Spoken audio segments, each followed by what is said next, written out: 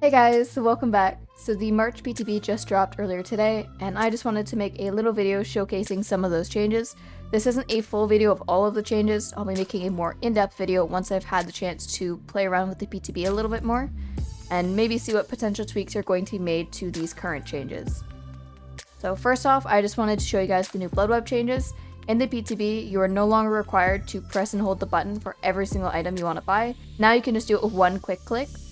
There is still a mini blood filling animation, so it's not a complete insta-buy, but it's definitely way faster than the current Bloodwebs that we have now. You can also select any item anywhere on the Bloodweb, and the game will automatically buy everything on the way of that path.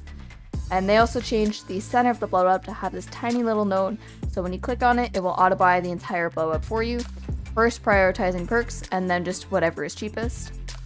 You can also have the option to combine autofill and selecting specific items. So if there's one or two add-ons or offerings that you really want to buy, you can get those first and then use the autofill to buy out the remaining items on the Bloodweb. One thing I have noticed though is sometimes when you use the auto buy on the larger Bloodwebs where the entity starts to block items as you buy, it sometimes gets stuck. So when an item gets blocked, it'll lock up everything and then you have to kind of press the center node again to get it to finish. It also doesn't let you manually buy anything when it locks up like this. It's not really a big deal and it only happens every once in a while, and I'm sure it'll be fixed before it hits the live servers, but it's just something little that I noticed that I figured I'd talk about. All in all, I honestly can't wait to have this in the main game, especially around rank reset, because I don't want to have to spend 100 years dumping points ever again. I also just wanted to show off some of the survivor changes pertaining to default heal speeds, circle of healing, and dead hard. Default healing speed on its own honestly didn't feel all that bad to me, but for most of the survivor games I have played on the PTB, almost every single killer is running Sloppy Butcher. The healing was taking an extremely long time, and I know a lot of people are really upset with the healing nerf, but nothing is set in stone, and I'm still very sure that Behavior will be making adjustments before any of this actually hits the live servers, so I'm not super worried at this point in time. For Circle of Healing, if it stays the way it is now, without the ability to self-heal, or something similar along those lines, I feel like most people will stop running it unless they're going for like a full altruistic build. It does have the potential to help out in solo queue with getting your own heals. It'd be a lot easier if the whole team knows where you're at when you're running around, but how much use you get out of that will definitely vary from game to game depending on who you have as teammates, so it's gonna kind of be hit or miss. As for the dead hard nerf, I'm actually okay with it.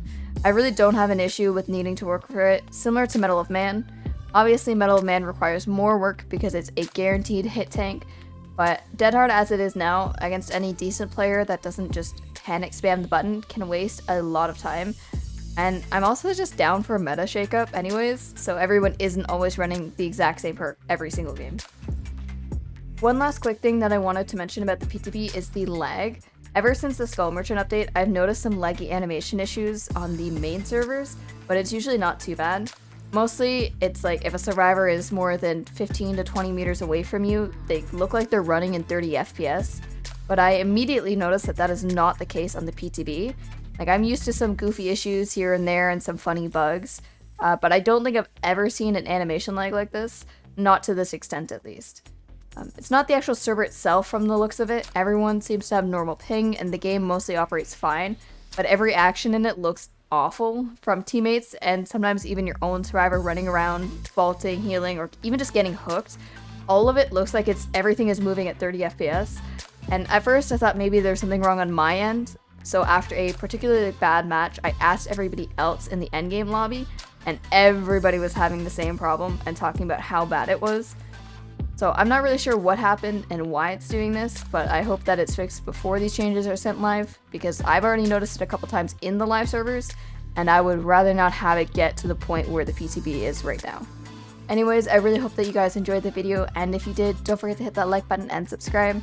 I'll be making another full PTB video within the next few days, once I have time to really test out all the changes. If you guys don't know, I'm actually going to be doing a 24-hour DBD stream on April 2nd over at twitch.tv/littlespacerock. It's going to be a ton of fun, and I would really appreciate it if you guys would stop by and check it out. Anyways, I'll see you guys next one. Bye!